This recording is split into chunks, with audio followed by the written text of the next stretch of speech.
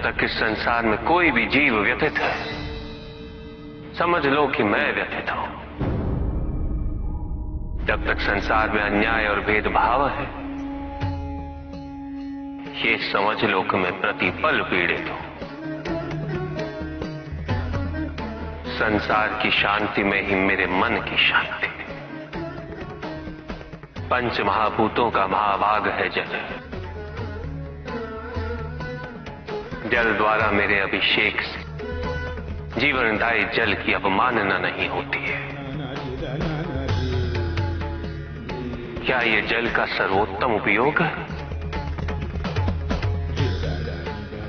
क्या श्रद्धा और विश्वास को प्रकट करने के लिए जल का अर्पण पर्याप्त है? क्या निर्जल पूजा करने से मैं मन की भावनाओं को महत्व नहीं दूंगा? जल आत्मा की संजीवनी है। असंख्य मनुष्य व जीव जंतु जल के अभाव में जीवित रहने के लिए विवश रहते हैं। न जाने कितने व्यक्ति जल की एक बूंद के लिए तिरछित रहते हैं। ऐसे में जब नदी की भांति जल मुझ पर अर्पित किया जाए, मुझे पीड़ा होती है। जल शरीर का संचालक है। यदि मेरे भक्त इसे जीवन सुरक्षा हेतु अर्पित करेंगे, मैं तब भी मदद हो उठूंगा। बेलपत्र मुझे अति प्रिय है। ये मेरा संताप हरते हैं। धतूरा मुझे प्रिय है। ये मुझे शांति देता है। किंतु यदि संसार शांति का युद्ध क्षेत्र बना रहेगा,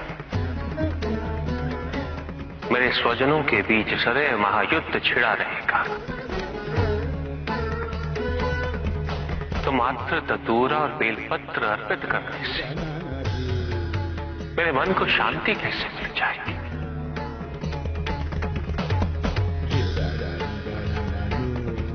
मेरी पूजा संपन्न कैसे हो जाएगी? उपासना में यदि मेरे जैसे हो जाने का भाव है, तो मेरी सच्ची उपासना है। यदि उपासना का भाव मेरे लोग और मेरे समीप आने की कामना है, तो सच्ची पूजा और भावना है। तुम मन में स्मरण करो, मैं सुनता हूं। तुम मन में मुझे पुकारो, मैं आता हूं। मुझे कुछ नहीं चाहिए।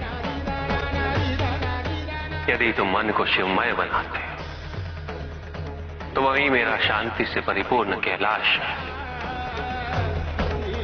वही मेरी सुंदर काशी है। वही मेरी उज्जैनी है। कौन सी विधि, कैसी विधि? अपने आप से पूछो कि पूजा का अर्थ क्या है। पूजा तो केवल एक माध्यम है मुझ तक पहुंचने का, मुझसे जुड़ने का, मुझसे एक होने का। किंतु जो मुझे ही विभाजित कर दे, वो मुझसे एक कैसे हो सकता है? कैसे जुड़ सकता है मुझसे? जो अपनी भक्ति के मार्ग को औरों के मार्ग से श्रेष्ठ समझे, उसकी पूजा में सदैव अहंकार विद्यमान होगा। पूजा करने के लिए श्रेष्ठता का नहीं, समानता का भाव आवश्यक है। समानता केवल उनमें ही आ सकती है जिनका मन अपने आराध्य के प्रति समर्पित है। क्या पूजा साधनों पर आश्रित है, सामग्री पर आश्रित है, विधि पे आश्रित है? या भक्त के भाव पर, उनके विचारों पर। यदि पूजा करते समय व्यक्ति को ये स्मरण रहे कि वो कितनी श्रद्धा, कितने समर्पण और कितनी भव्यता से पूजा कर रहा है, तो वो पूजा नहीं। जिस व्यक्ति के मन में ये विचार कि उसके पास पूजा के पर्याप्त साधन नहीं, तो पूजा उसकी भी सच्ची नहीं होती। पूजा तो केवल वही सच्ची है जब भक्त के मन में आराध्य के अतिरिक्त कोई विचार ना हो, कोई संकोच ना हो। भक्त को यह अनुभूति हो कि वो अपने आराध्य से पृथक नहीं, उसके आराध्य उससे पृथक नहीं। और जो भक्त ऐसा सोचेगा वो भक्ति के अन्य मार्गों का भी सम्मान करेगा। स्मरण रहे, मुझे पाने के लिए किसी और व्यक्ति को माध्यम बनाने की आवश्यकता नहीं, क्योंकि भक्त मुझे अपने मन की पवित्रता से प्राप्त कर सकता है। यदि भक्त का मन ही निश्चल नहीं, तो किसी और के माध्यम हो जाने से वो कैसे संभव हो जाएगा?